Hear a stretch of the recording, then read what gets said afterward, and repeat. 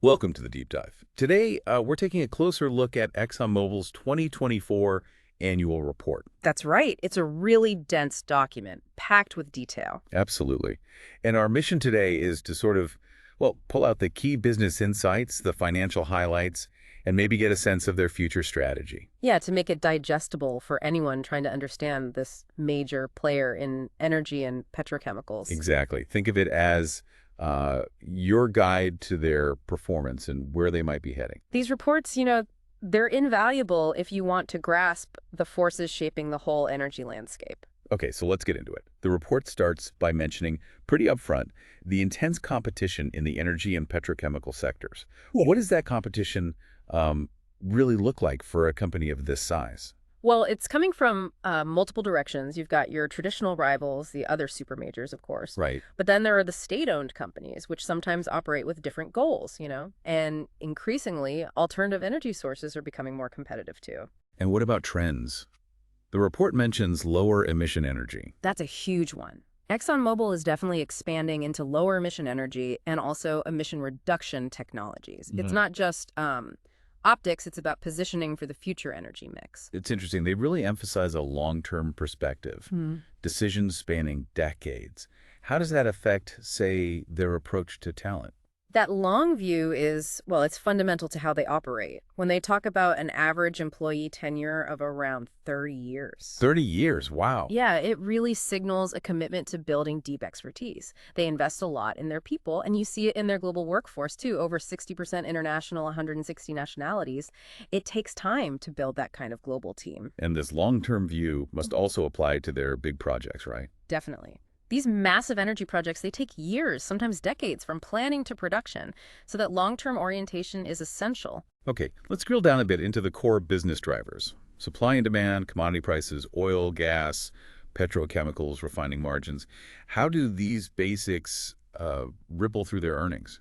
They're absolutely critical levers. Take oil prices. If crude prices fall, their upstream segment, that's exploration and production, generally sees profits squeezed. Okay. But conversely, lower crude prices can sometimes help their downstream businesses like refining or chemicals because their main input cost is lower. Higher crude prices can flip that. And refining margins, that's the profit on turning crude into, say, gasoline. Exactly. That margin fluctuates based on supply and demand for both crude and the finished products. It directly hits the bottom line of their energy products segment. It's a constant balancing act. Now, they're also moving into these newer areas, carbon capture, hydrogen, even lithium. What's the story there? Are these major growth engines yet? They represent significant potential growth opportunities. They're actively investing in carbon capture and storage, or CCS. Right, trapping CO2. Exactly. And hydrogen, lower emission fuels. Lithium is interesting too, given the battery market, and the report's pretty clear on this, the success really depends on a few things. Like what? Well, technology needs to keep advancing to make them cost-effective at scale. You need actual markets to develop for these things. And, crucially, you need supportive and, importantly, stable government policies. It's definitely a long game. The report also covers a lot of external factors. The global economy, regulations, security. How significant are these? Hugely significant. Being global means exposure to, well, everything. Economic downturns hit demand, naturally. Makes sense. Government actions are massive. Think emissions rules, access to resources, trade policies, potential contract changes in different countries. Political risk is always a factor. And security. Yes, things like civil unrest, sabotage, cyber attacks. These are real threats that can disrupt operations and add costs. They even mention a specific penalty paid by their subsidiary XTO Energy for EPA violations, which highlights the regulatory side. So managing risk must be a constant, huge undertaking. Absolutely massive. They emphasize safety, business controls, environmental risk management very strongly. Big investments go into spill prevention, emissions reduction. They mention a robust enterprise risk management system. And preparing for things like severe weather. Yeah, that's in there too. Designing facilities to withstand extreme conditions. Though they do note that insurance doesn't cover everything. Cybersecurity is another big focus area, regular reports to the board, incident response plans, training. Okay, let's shift gears a bit and talk financials. The consolidated statement of income. What are the headline numbers for 2024 net income? All right. So net income attributable to Exxon Mobil using U.S. GAAP rules came in at $33.6880 billion for 2024. How does that compare? Well, it's down from $36.01 ever billion in 2023, and quite a bit lower than the $55.740 billion they posted in 2022. Wow, 2022 was a big year. It really was, driven by exceptionally high commodity prices. So 2024 reflects more, let's say, normalized conditions. They also report a non-GAAP number, earnings excluding identified items, which was $33.464 billion in 2024. And those identified items are things like asset sales or impairments. Exactly. Things that can sometimes distort the view of underlying operational performance year over year.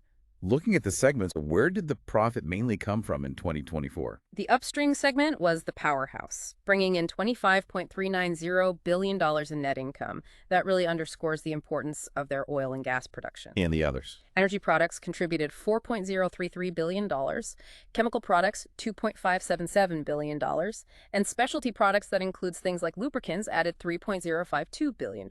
Okay, so upstream is clearly dominant. You mentioned energy products earlier and the impact of refining margins. The report noted lower margins affecting 2023 earnings. Can you elaborate a bit? Sure. Those refining margins, the profit per barrel, can swing quite a bit. They're influenced by global supply and demand for gasoline, diesel, jet fuel refinery capacity, even geopolitical events.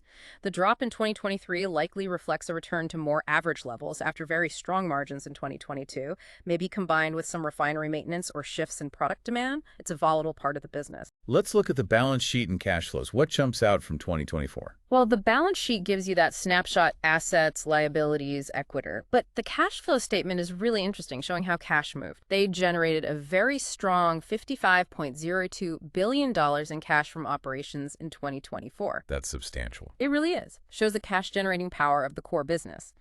Then, on the spending side, about $19.9 billion went into investing activities, mostly capital expenditures, building and maintaining assets. And financing. That was a big outflow, $42.789 billion. The main components there were paying dividends to shareholders and buying back their own stock. They ended 2023 with a healthy cash balance, too, around $31.6 billion. You mentioned capital expenditures and returning cash to shareholders. What were the big uses of funds in 2023 specifically, and what are the plans going forward? In 2023, they spent $21.9 billion on additions to property, plant, and equipment, PP&E. That's investing in the future. And they returned a lot to shareholders, $14.9 billion in dividends and $17.7 billion in share buybacks. That's quite a return. And future plans. For 2025, they're planning capital expenditures between $27 billion and $29 billion. So continued significant investment. And interestingly, environmental spending is set to jump quite a bit. Oh, yeah? Yeah, it was $9 billion in 2024, expected to rise to around $12 billion annually in 2025 and 2026. That likely reflects spending on those lower emission projects and initiatives. They also noted about $734 million in environmental liabilities on the books at year-end 2024. The report also says earnings are primarily determined by margin capture. What exactly does that mean? Ah, right. Margin capture is basically how well they manage the spread between what they pay for their raw materials, crude oil, natural gas, and the prices they get for their finished products, gasoline, chemicals, etc. So it's about efficiency and market timing. Pretty much. In these big commodity markets where the company doesn't set the overall price, optimizing that margin through efficient operations, smart sourcing, good logistics, effective marketing, that's where a lot of the profit difference comes from. It's not just how much you produce, but how profitably you process and sell it. Got it. Okay, finally, let's talk shareholder value creation. The share buybacks seem significant. They are. The report details the purchases in Q4 2024. For example, in December alone, they bought back over 17 million shares at an average price around $110.56. And they have authorization for more. Yes. As of December 2024, they had authorization to purchase up to another $40 billion worth of shares under the current program.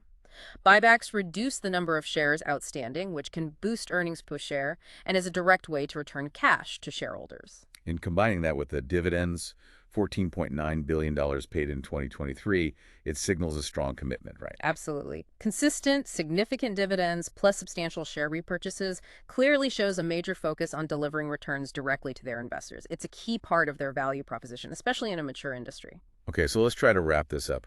Looking at the whole picture from the 2024 report, what's your assessment of Exxon Mobil moving forward? Well, look, they're navigating a really complex energy transition.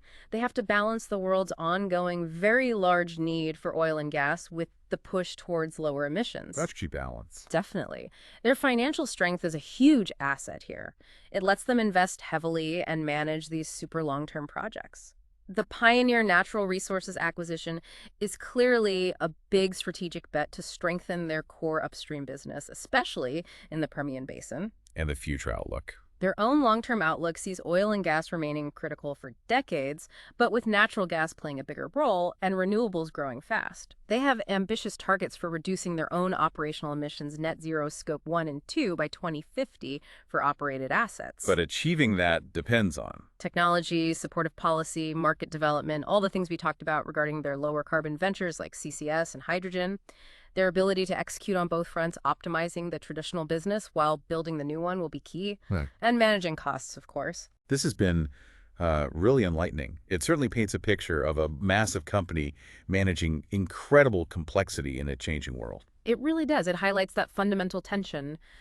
Meeting today's energy demand while investing heavily in, well, a very different energy system for tomorrow. And given the sheer scale involved globally, this transition won't be quick or simple. Companies like Exxon Mobil are right at the center of it. That's a great point to end on. Thanks so much for breaking down this dense report with us. For you, the listener, we hope this deep dive gives you a clear understanding of Exxon Mobil's position and the broader energy landscape. Definitely something to keep thinking about. Until our next deep dive.